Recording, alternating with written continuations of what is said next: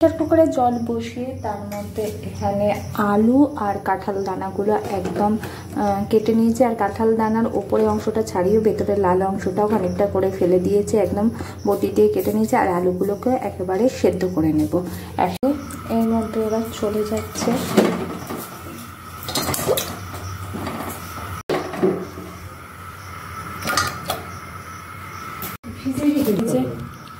আলু আর কাঁঠাল দানাটাকে সেদ্ধ বসিয়ে দিলাম। একটা সিটি মেরে নামিয়ে নেব।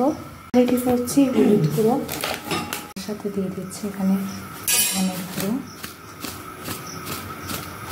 কাশ্মীর লঙ্কার গুঁড়ো কালারের জন্য। ব্যাস, এটাকে এবার জল দিয়ে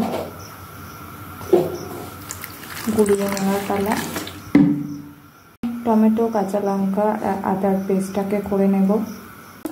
তেলেতে শুকনো লঙ্কা, গোটা গরম মশলা, গোটা জিরে,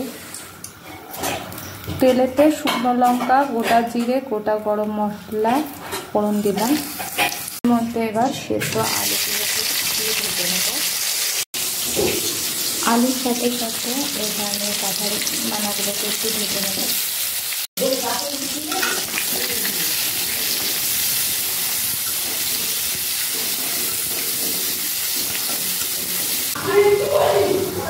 এবার দিয়ে দিচ্ছি মশলা পেস্টটাকে।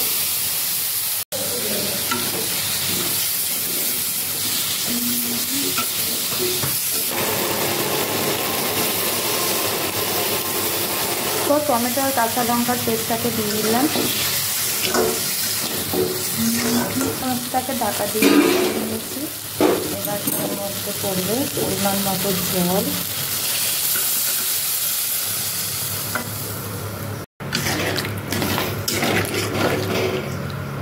দিয়ে দিচ্ছি স্বাদ মতো নুন, মিষ্টি।